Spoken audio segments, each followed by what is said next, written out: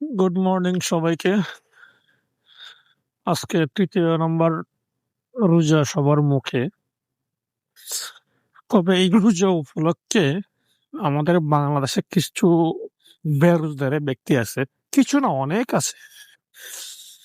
তারা দেখবেন যে আপনার ওই রোজার মধ্যে ২-১ টা হোটেল থাকে যাদের নাম দেওয়া হয় হিন্দু হোটেল। লাল কাপড় দিয়ে ঘেরাও থাকে। তো ওইসব হিন্দু হোটেলে হিন্দু কতজন আছে আমি জানি না খাওয়ার জন্য। তবে আমরা বেরোজগারে মুসলিম নামক যে অমানুষ অনেকগুলো আছে ওইখানে, ওইটা আমি জানি। ওইটা আমি জানি। এখন তাদের রোজা না রাখার ১ম এবং প্রধান অজুহাত হচ্ছে গ্যাস্ট্রিকের সমস্যা করে, অসুস্থ, এই সেই। ওরা সবই করতেছে। আপনার শরীর দেখলে মনে হবে হাতি একেকটারে। হাতির মতো শরীর নিয়ে তারা রোজা রাখতে পারে না। গ্যাসের সমস্যা, এই সমস্যা, ওই সমস্যা।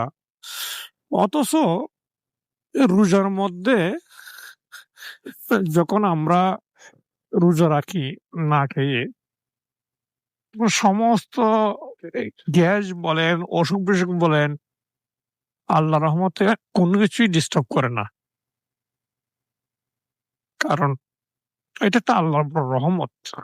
এমনিতে দেখবেন ওই আমরা যখন সাধারণত বাইরে সোনাবুদ দিয়ে নাস্তা পানি করতাম রোজা ছাড়া, তখন দেখবেন যে খাওয়ার সাথে সাথে ফেরে আমাদের বুট শুরু করে দিত। কিন্তু এই যে রোজার মধ্যে ওই ভাজা পোড়া নিয়ে যা বসেন এক সারি নিয়ে খাওয়ার পরও আপনার পেটের মধ্যে কোনো প্রকার বুটবাট নাই।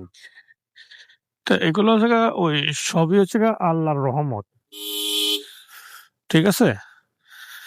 কিন্তু তারা তো রোজা রাখবে না। কারণ ওদের সমস্যা গ্যাস্ট্রিকের।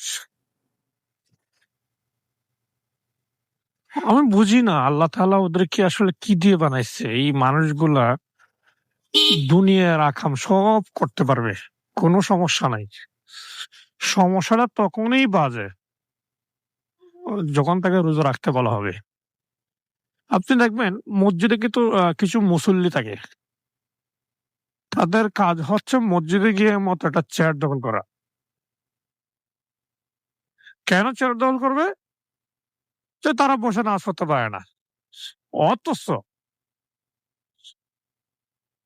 রাস্তায় বলেন, বাসায় বলেন, সমস্ত বাড়ি কাজ তারা দাঁড়িয়ে করতেছে। বসা লাগে না।